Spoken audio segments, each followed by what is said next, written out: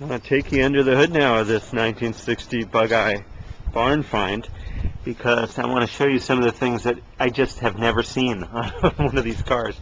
Of course, on a mint high dollar restoration you'll find this stuff, but you don't usually find it on a car that's just been sitting. And this is the original correct water bottle, the washer bottle. The thing is bigger than the two original carburetors that are right here, but that's all how it was supposed to look.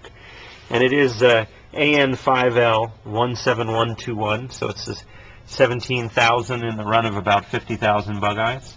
Here's the original master cylinder, brake and clutch. It's pretty clean under here. Again, you've got the proper 948cc engine.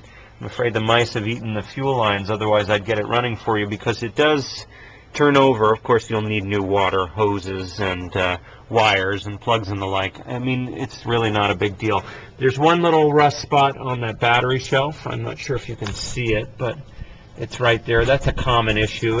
Almost every Bugeye I've ever seen has this rust issue here, but the battery will hide that, and it's really not significant, although it is fixable. I want you to see how nice this radiator looks. There's barely a ding on the front of it. I mean, it's not new, but it's 36,000 miles of radiator use. The suspension is in nice shape. Again, service will be needed, but these boots are dried, but they haven't been breached, so you'll probably want to replace those. And I bet there'll be more suspension bits that you'll upgrade, but the stuff is pretty cheap.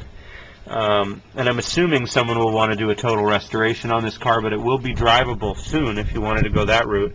The original wiring harness, proper Lucas regulator, proper coil installation. A lot of times I see these things just sort of, for lack of they're just buggered up. A lot of people will take liberties and change things here, but this car is exactly as it would have been in 1960. Here's the original helmet type battery terminal for the screw-on post. This one's been changed, the ground strap, but it's kind of neat to see that because you just don't see it very often. What else can I show you? It is a 9C engine, the 948, the original water thermostat housing. If we looked inside here, I'm not sure if the camera will show you, but it actually looks fine, and the engine turns easily. I can't quite do it with one hand, but I had no trouble turning the belt earlier. There we go. The engine turns in, a full revolutions, no problem. It's definitely an engine that can be made to run again. It was filled with Marvel mystery oil in the cylinders back in 1977. These are the original and correct bonnet locks. Great to see those. They latch with this mechanism here, which is in place. If you can see that, these pins come out and engage these plates. This is the original horn in the proper location, and this is the original. This is a kind of cool thing that you almost never see, but this little strut comes out and it fastens up here.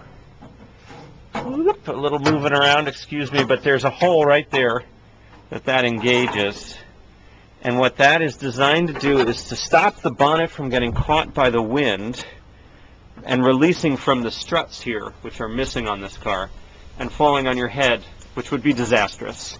That would be, perhaps one day that will be my end, swallowed by a Bugeye nose.